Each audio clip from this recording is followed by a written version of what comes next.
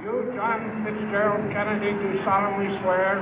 I, John Fitzgerald Kennedy, do solemnly swear. That you will faithfully execute the office of President of the United States. That I will faithfully execute the office of President of the United States. And will, to the best of your ability.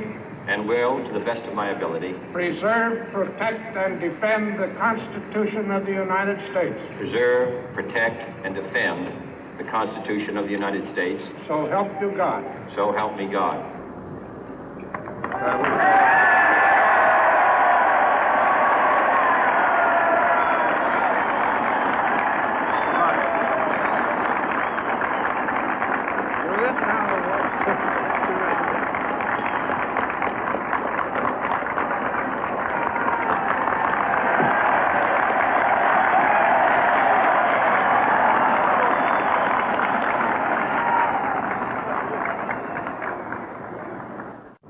Vice President Johnson, Mr. Speaker, Mr. Chief Justice, President Eisenhower, Vice President Nixon, President Truman, Reverend clergy, fellow citizens.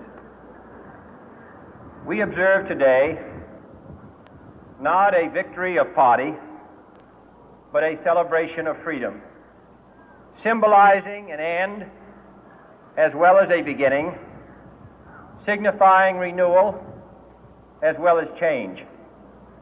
For I have sworn before you and Almighty God the same solemn oath our forebears prescribed nearly a century and 3/4 ago. The world is very different now, for man holds in his mortal hands the power to abolish all forms of human poverty and all forms of human life. And yet the same revolutionary beliefs for which our forebears fought are still at issue around the globe.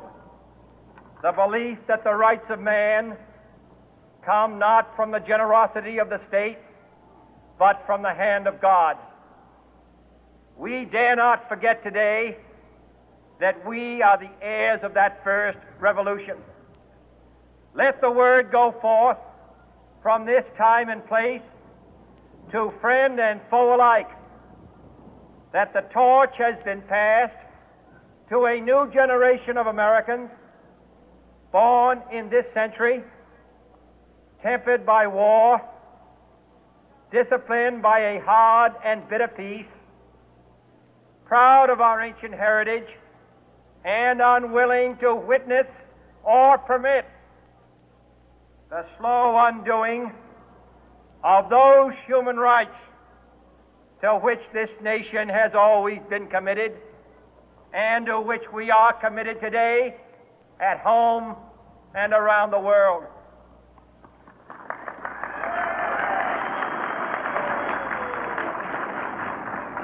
Let every nation know, whether it wishes us well or ill, that we shall pay any price, bear any burden, meet any hardship, support any friend, oppose any foe to assure the survival and the success of liberty.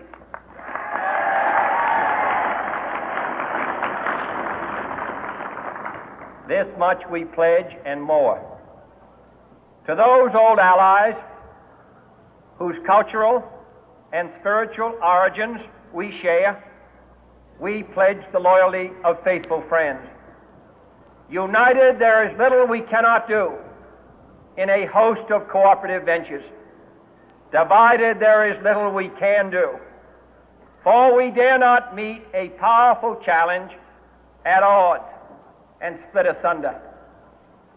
To those new states whom we welcome to the ranks of the free, we pledge our word that one form of colonial control shall not have passed away, merely to be replaced by a far more iron tyranny.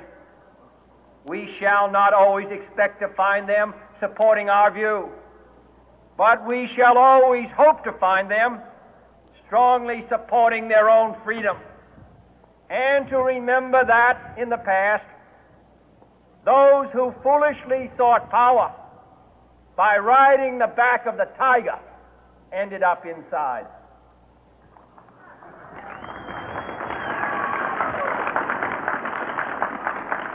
To those people in the huts and villages of half the globe struggling to break the bonds of mass misery, we pledge our best efforts to help them help themselves for whatever period is required, not because the communists may be doing it, not because we seek their votes, but because it is right.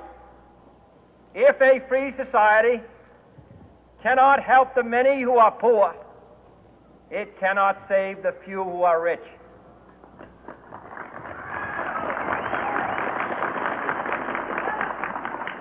To our sister republics south of our border, we offer a special pledge to convert our good words into good deeds, in a new alliance for progress, to assist free men and free governments in casting off the chains of poverty.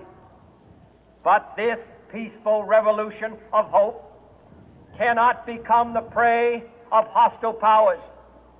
Let all our neighbors know that we shall join with them to oppose aggression or subversion anywhere in the Americas. And let every other power know that this hemisphere intends to remain the master of its own house.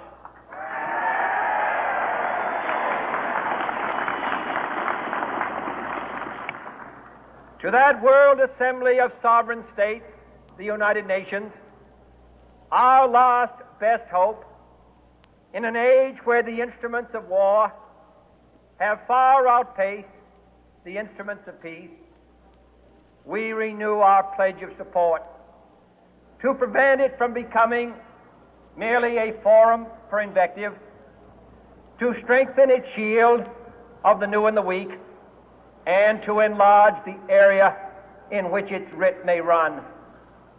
Finally, to those nations who would make themselves our adversary, we offer not a pledge, but a request that both sides begin anew the quest for peace. Before the dark powers of destruction, unleashed by science, engulf all humanity in planned or accidental self-destruction, we dare not tempt them with weakness, for only when our arms are sufficient beyond doubt can we be certain beyond doubt that they will never be employed.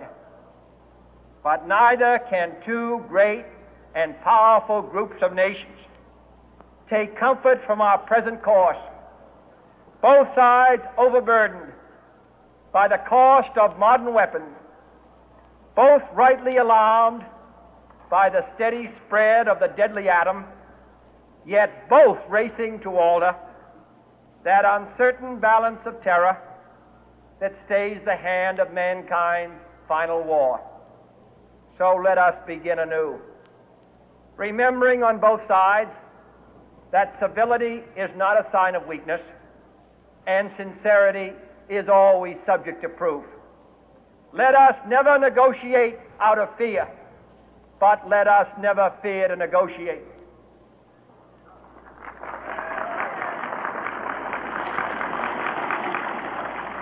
Let both sides explore what problems unite us, instead of belaboring those problems which divide us. Let both sides, for the first time, formulate serious and precise proposals for the inspection and control of arms, and bring the absolute power to destroy other nations under the absolute control of all nations.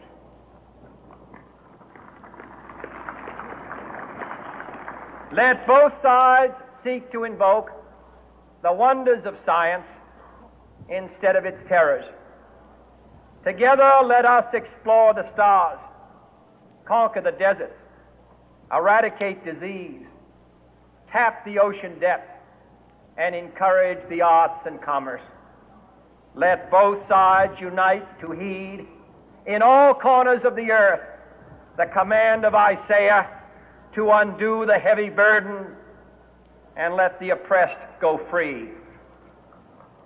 And if a beachhead of cooperation may push back the jungle of suspicion, let both sides join in creating a new endeavor, not a new balance of power, but a new world of law, where the strong are just and the weak secure and the peace preserved. All this will not be finished in the first 100 days, nor will it be finished in the first 1,000 days, nor in the life of this administration, nor even perhaps in our lifetime on this planet. But let us begin.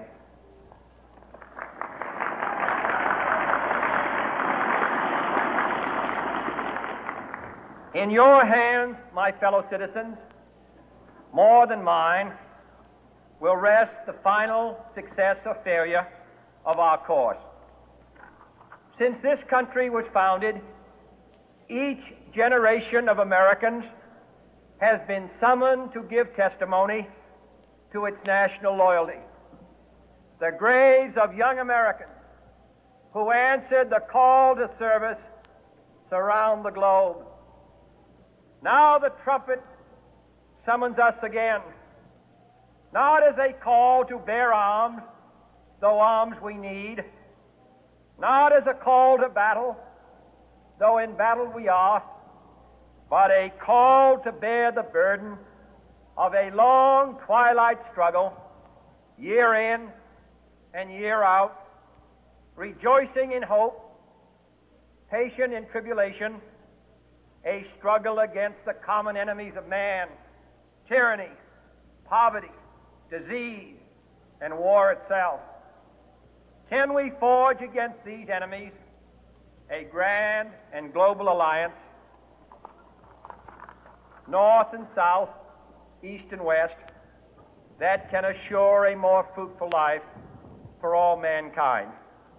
Will you join in that historic effort?